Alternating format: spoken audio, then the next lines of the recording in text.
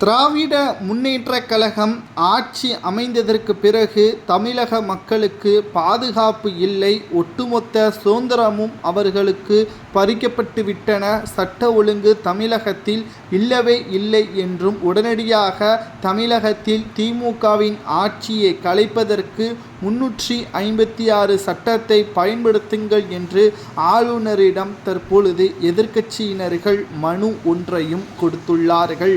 அது மட்டுமல்ல, நேற்று தமிழகமே திரும்பி பார்க்கும் வகையில் மதுரையில் மிகப்பெரிய அளவிலான போராட்டம்.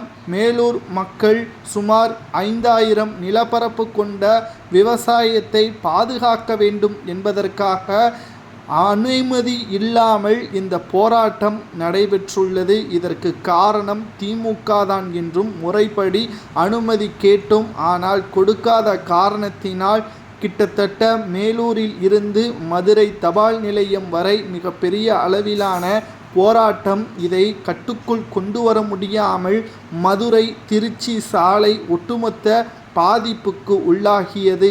மேலும் இதற்கு முழுமையான காரணம் திமுக தான் என்றும் டங்ஸ்டன் சுரங்கத்திற்கு எதிராக ஒப்பந்தத்தை தமிழக அரசு முழு அனுமதியுடன் தொடக்கத்தில் தெரிவித்ததை எதிர்த்தும் அதை கொண்டு வர திட்டம் போட்டு கொண்டிருக்கும் மத்திய அரசை எதிர்த்தும் இந்த போராட்டம் நடத்தப்பட்டுள்ளது.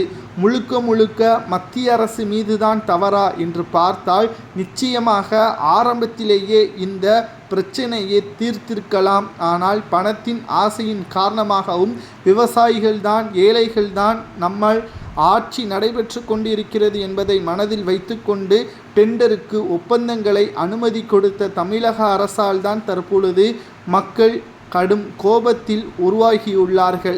ஆட்சியில் இல்லாத பொழுது ஸ்டாலின் அவர்கள் வீடு வீடாக வந்து விடியல் அரசை ஏற்படுத்துவேன் என்று தெரிவித்திருந்தார்.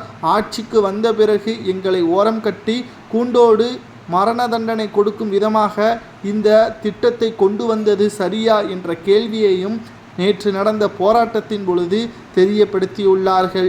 மேலும் இந்த போராட்டத்தின் மூலமாக திமுகவினர்கள் நல்லவர்களாக பார்ப்பதற்கு சட்டசபையில் தீர்மானங்கள் நிறைவேற்றிவிட்டும் ஆளுநர் தான் இதை முழு கவனத்துடன் செயல்படுத்த வேண்டும் என்று அவர் மீது பழி போடுவது தவறு. காரணம், ஆரம்பத்திலேயே நீங்கள் ஏன் இதை செய்யவில்லை, தொடக்கத்திலேயே விளை பயிரை முளையிலேயே கிள்ளி எறிந்தால் இந்த பிரச்சனை வந்திருக்குமா என்றும் கேள்விகளை எழுப்பியுள்ளனர். முழுக்க ஸ்டாலின் அவர்கள் செய்த தவறின் காரணமாக மத்திய அரசு மீது பழி போடுவது மிக மோசமானது என்றும் உடனடியாக திமுகவின் ஆட்சியை ரத்து செய்ய வேண்டும் என்று போராட்டத்தில்